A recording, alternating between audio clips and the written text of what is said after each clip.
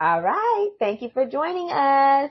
It is episode 64. We're going to talk about safety in holistic terms. Okay. So sometimes we don't think about these things when we get into safety, such as how to make sure that children know how to advocate for themselves.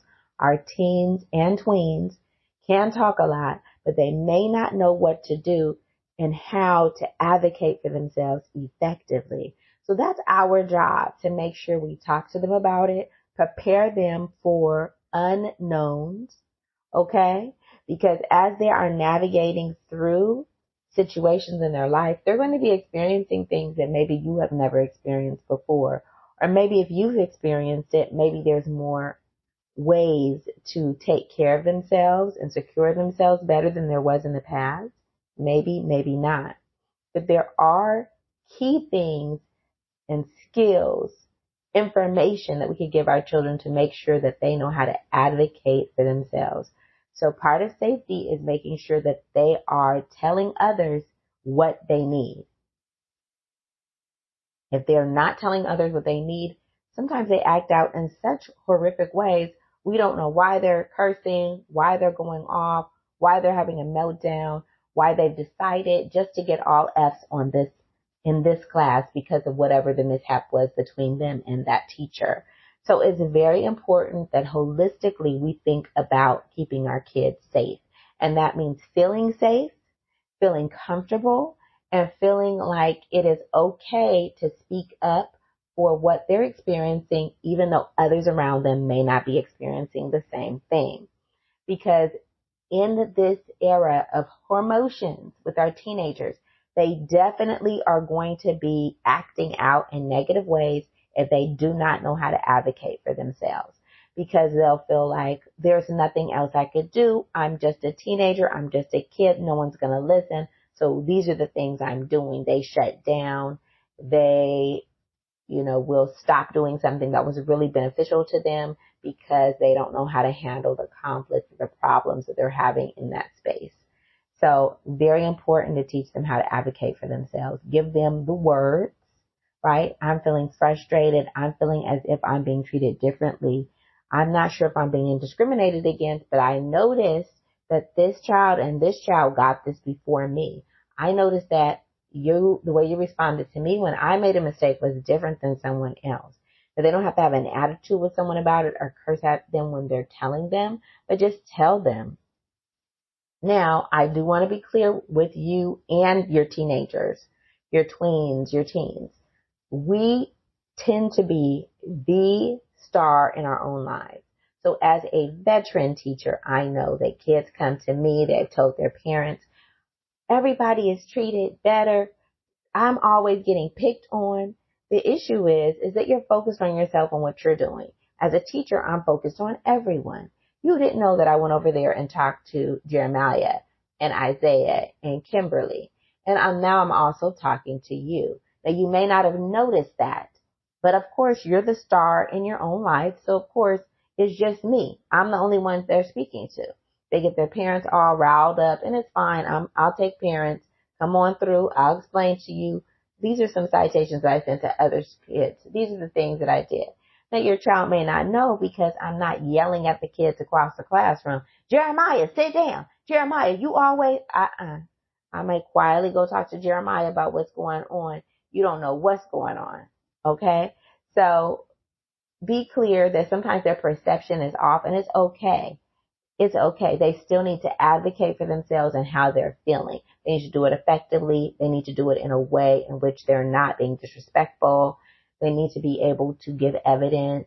Because sometimes when they shut down, they're like, I don't know. You just hate me. And, this person just hates me. And I just hate that class. Rather than saying, well, whenever I turn in my homework, it seems like the teacher loses my work, or whatever it is, they need to express their feelings. And it may be skewed, and we've talked about this before. That's okay. But they still need to be able to express themselves, and then you could talk out to them why they are misguided or they have misinformation, okay? So again, advocating for yourself is so important. Kids need to know that. The next thing that we really need to talk about is how they are going to be a leader. So the behaviors that other kids involve themselves in, and I want to talk specifically about that mob mentality. When a lot of people are acting up, doing things they shouldn't, saying things to a person that they shouldn't, ganging up on someone, that is a safety issue for them. Why? So maybe they're not the person that is being targeted. Some of us think that we're good because our child is not the one being targeted, and the kid, it also thinks they're good because they're not being targeted. But let me tell you that 30 seconds, you make the wrong choice and you could be living that down for a lifetime. Now I'm kind of twisting up the words here, but one of my colleagues that I work with was telling me how her father always used to tell them that don't let like a 30-second bad choice be something that you have to pay for the rest of your life. And that is what happens often. And we don't know when it's happening, so prepare our kids. So again, if there are children ganging up on someone, acting up, engaged in that mob mentality, they actually could end up seriously harming someone, injuring someone, and together be a part of a crime, right? That could end up being a felony. If, one person fighting someone rather than several people beating up on one person, right? So really serious crimes and injuries, even up to death, right? So being the person that is going to act differently, even when other people are egging you on, are getting wrapped up in a certain type of behavior, is really key. That they know how to step back and say, no, I'm not going to treat them, unfairly or say something to them and add on to this because everybody else is, everybody feels like it's cool. I'm not going to do that. So they need to learn how to lead, being an upstander. And then on the other side, sometimes they're a bystander. And bystanders have a range of things. So one thing that bystanders may do is see kids with guns and not get involved, not go tell someone, not, alert authorities, because we have this thing of not being a snitch. But of course, once they decide to start shooting that gun, then what? And that could be them getting shot, their loved ones getting shot, their friends getting shot, teachers, all of that. So being a bystander sometimes even turns into being an accomplice, and again, can turn on you. You could be the target of the shooter. And because you have to remember that people that engage in mass shootings and all this kind of stuff, beating up people all the time, they often have a very serious mental health issue going on with themselves. It could be undiagnosed. So they have a very serious mental health issue going on with them, meaning that whatever they're doing does not make logical sense. So sometimes people think they're safe because I've never had an issue with, Kendra, she's got a gun, but she's mad at so-and-so, or we've never had a problem. Again, they're not thinking clearly. It's not logical. They're just going in shooting people. A lot of times sometimes it's targeted. Sometimes it's not targeted. And even sometimes it might be targeted and random at the same time. Like I'm going to go in and shoot this particular teacher, but then I'm also just going to shoot several people in the classroom. They don't really care who it is. So don't think you're safe because you haven't had an issue with a kid, that it won't turn back on you. Again, you're being an accomplice to other people's murder or something like that. So that not snitching, again, instead of being a bystander, being an upstander, taking a stand when it matters. And so really talking to your kids about this, because a lot of times with these mass shootings, once they unpack what actually happened, the kids knew that child had a gun. They saw it before. They heard about them. They saw their post on social media, and they maybe thought, he's just joking. I've known him for a long time. He's a joker. He ain't never going to do that. Everybody has their first kill that is a killer. I just have to hold that. It's just true, right? Unfortunately. So helping your child to understand that they need to be a upstander, someone who is going to lead instead of just follow everybody else, just join in, right? So then now they have a felony or something because everybody was doing this particular thing, or letting something just go by. You're not going to say anything about it, and that goes on again, multiple ways. For example, kids could be getting bullied, and sometimes those bullies end up turning around and shooting people, or the bully could just be getting worse and worse and worse, or again, it's a mental health issue.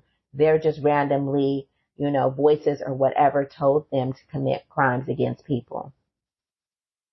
Again, you have to stand out from the crowd to help make sure that you stay safe and that you are keeping yourself out of trouble, and not even a little bit of trouble, big trouble. When there's a group of people committing a crime, it really is upscaled. So you don't want to be a part of that and want to know how to step away from that and teach our children to do that, right? When we think about safety, we really need to be thinking in terms of how to de-escalate.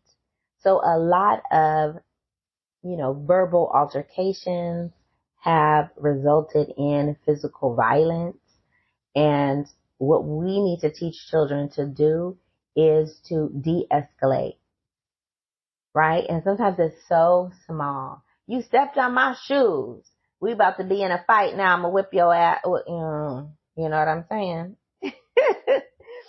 And so you need to teach your child to be like, man, I didn't mean to do that. Are you okay? And my brother has told me that he'll just go and buy someone a drink. Let me buy you a drink. Sorry about that. Whatever. Because it's not worth it. It's not about like who could beat up who. This is a night or evening or an event where you're just trying to have a good time. And someone sometimes is ready, and let me be honest, I've been known to scrap, just to let you know, when I was a kid. It's the thing that I engaged in, okay? I fought a lot. Most of the fights were at home. They were home-based fights between my cousins. I had a bunch of cousins. I'm laughing because, okay, there's a bunch of cousins that are younger than me, boys, bunch of them. And they're not that much younger, 2 years, 3 years. I think the most is 4 years, the ones that I'm talking about. And they're, if you meet them, they're 4 huge guys, right? But as we're growing up, they weren't so huge. And then, we fought and I beat them up until I was, 16. So it was going on for a long time. Oddly enough, when the time where they probably really could have handled me, they didn't fight me anymore. They were just very sweet to me and kind and everything. And I was like, wonderful. But yes, they grew up to be 4 huge guys. But I was always very small. And because of that, and I'm also very bossy. Let's just keep it real. I'm very bossy, very small, growing up, and I was older than them. So I was running it. And so then they would, as they got older, they would try it, right? And so I would, you know what I'm saying? They tried it and I gave it to them. I let them have it. They got to see I'm not, I'm big cousin. Okay. Wasn't big. I'm older cousin. Okay. So anyway, just to be honest, I had a lot of fights, but again, it was at home, and luckily, they didn't beat me, they didn't hit me in the face. I might have hit them in the face or the head or something, they're fine. Anyway, I just want to say that, when you're getting out on the street and fighting people, it is another thing. People have weapons, and also you cannot predict violence. So de-escalating is the best thing. De-escalating a fight is the best thing. Some people are out there looking for a fight. They're looking to harm people. And here's the sad truth. when you have something going for yourself, you're a star football player, you are a star writer, musician, rapper, whatever, and people know about it, there are people out there that are looking to bring you down, to cut you down in violence. And that is so sad that kids should know that though. And they should do everything they can to de-escalate issues because you don't know where they'll end up. I've even met a woman who was looking for an apartment. You know, I have my little real estate thing, but you know, she was looking for an apartment. And what happened is I was asking her about her criminal record. She wasn't denied for the apartment for her criminal record, by the way. She had other like financial things that didn't work out, but she's like, yes, I do have a criminal record. And she told me that she got into a fight, you know, I don't know, it was 15 years ago maybe. And the girl ended up dying, you know, so she won that fight. Like that, a lot of times our goal is to win the fight, beat somebody up, but you don't understand that when you're hitting somebody on the street, they could fall a certain way. They could even have a medical emergency and die because they were fighting you. And of course, that's manslaughter or whatever. So she just had gotten out of jail from a fight that she had, right? You just think you're going to go beat somebody up and walk away, show people how tough you are. And it does not always work that way. Of course, you could be on the other end of that. And unfortunately, I found because I'm like very small, people would try me. My cousins tried me all the time. So I'd be in lots of fights. Unfortunately, when people are bigger, people are like, I'm not getting beat up by somebody. So they would give a gun on somebody who's bigger. Or again, if they know you know how to fight, they don't want to be humiliated. They're going to maybe get a gun, get a knife, get something. And, you know, that could be a fatal issue where you thought you were just going to come and beat somebody up. But people don't want to be beat up. And so this is why we're talking about safety, because kids can get into these little tussles because, of course, as they get older, they're more independent. They have more time. As kids get older, they're more independent and they have more time where it's just them and another person their age. So yes, my parents were working. My cousin's parents were working. We would fight all day sometimes, all day. And, you know, again, we had a general respect for each other. We weren't punching each other all in the face or like throwing things or hitting each other. You know, we didn't escalate that far with the fighting. It was just straight hand-to-hand combat, okay? But again, when you're fighting people on the street, you don't know where it's going to end up, how scared people are, what weapons they have. People use all kinds of things as weapons, from, you know, rings that they have on their finger to knives and switchblades and box cutters they keep inside their clothing, guns, of course, but also they could use the environment, right? What's around them. Banging people's head into the concrete obviously is a type of a weapon. It's not the normal of a fist being used. And there are people out there who can box and fight, right? They have hands that are lethal. So again, you have to be careful because you don't know what you don't know. So it doesn't make any sense to push a fight further when you can de-escalate, when you can say, you know what? You're right. I did not mean to do that. My bad. I'm sorry. Can I buy you a drink? Can I blah, blah, blah, instead of show how much. Now, I was reading this book called Post-Traumatic Slave Syndrome, right? So good. I think it's Dr. Joy DeGruy. Again, I'll put it in the show notes. But it just talked about how Black boys get into these fights because of being disrespected, right? Because Black people, that's something that we're dealing a lot with, and especially Black men, Black boys are dealing with microaggressions. They're dealing with death by 1,000 cuts, right? Over and over again, they see themselves being disrespected, people that look like them being disrespected, being devalued, demeaned, and to disrespect them is really a major issue. They're very insecure, some of them. They will get in fights for looking at them. And what I was taught and what I believe is when someone's really staring at me and I'm being serious, I feel like, well, maybe they just really like the way I look and they are like just looking at me, girl or boy. And of course, in the past, of course, I've been irritated by someone and been like, who are you looking at? You want to, do something.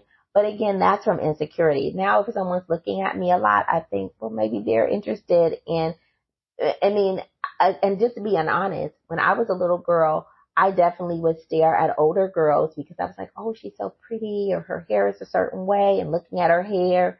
And I would be staring. And, it wasn't negative, but sometimes people think that staring is negative, and a lot of times it's opposite. They're really admiring you. They're really looking at you. They like the way you act, the way you move, or whatever. So I take it as that and keep moving. They haven't said anything disrespectful to me. They haven't been mean. They're just looking at me, and I just think, oh, well, they must be really interested in what they're seeing. They're over there checking me out. And it does make me uncomfortable, but it doesn't make me want to confront them or want to fight them. But when we're younger and we have a low self-esteem, we maybe not think positively about ourselves, especially with all these negative images about who we are and negative things about or said about us and everything that we've internalized racism. Then someone looking at us a lot is like, what's wrong with me? And then I'll beat you up for looking at me and showing that something's wrong with me. And really now we really just need to turn that on its head, because people really probably just really interested in you when they're looking at you. They're fascinated by you because, I believe that. I'm that girl. Okay? No. But seriously, I ain't that girl. So it's really important. So that takes me to another thing that we know our kids need is to really be aware of their surroundings. They need to be aware of the environment that they're in. They need to trust their instincts, because a lot of this has to do with instincts. Now, what I've read about animals is that animals trust their instincts. They'll do things, we don't know why they're doing it, doesn't make sense to us, but they may have a feeling and they go with that feeling. What we do, because of socialization and social graces, we will socialize or talk ourselves out of, and our kids out of listening to our instincts and thinking about what makes sense to us. Even though other people may not see it or understand it, we have a feeling, and we need to build on that. Now, I do want to be clear. Sometimes we have a feeling, nothing happens, and that's fine. But once you get into ignoring your feelings and your emotions and your inklings and your inclinations, then you put yourself directly into traps because you keep ignoring it. And you look away and you think, it's not a big deal. It's all right. This is my so-and-so. Everything's going to be okay. And it's not. So again, trust their instincts, even to the point, and I don't even know where I got this from, but I was seeing online or something, that even when kids don't want to hug, like, that's your auntie, hug your auntie. I'm like, this whoever I listened to, and I can't even tell you who, was like, no, that's, if the kid's instinct is not to hug their auntie or uncle, fine. Don't make them, because they should be learning to trust themselves. And I'm not offended if a kid doesn't want to hug me, whatever, I'm not that insecure. Like, there's a big problem because the kid don't want to hug me, and you're going to come hug me.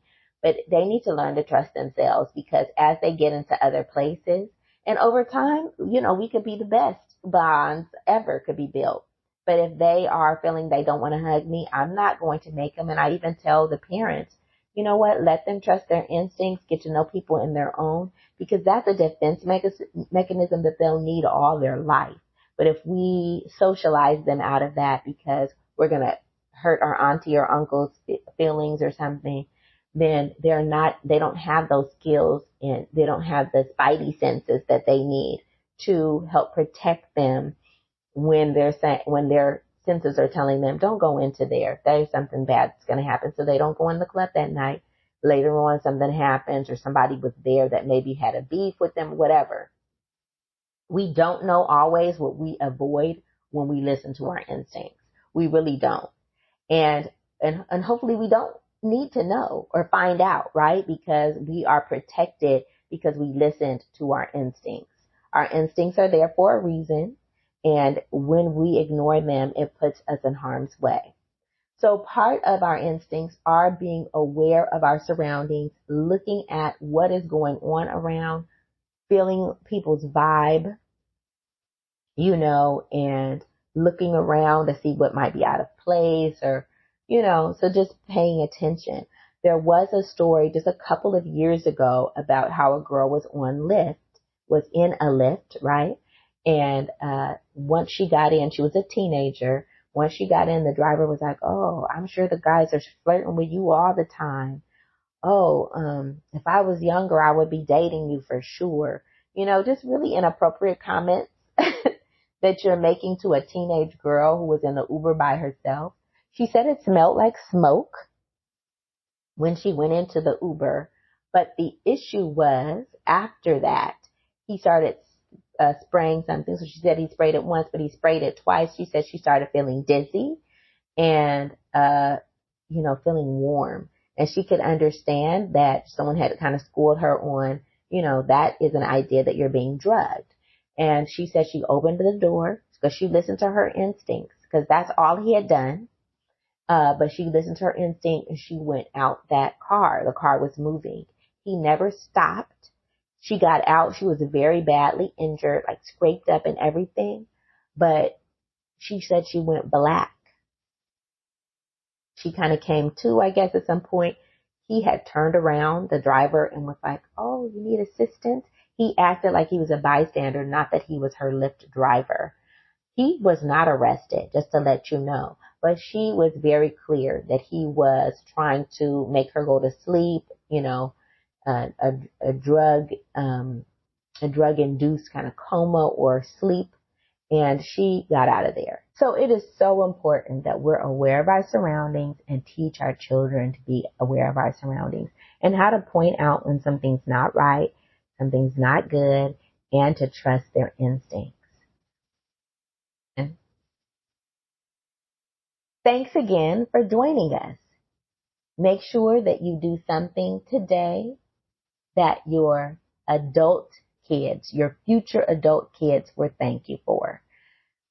Thank you for following the Falling for Learning podcast.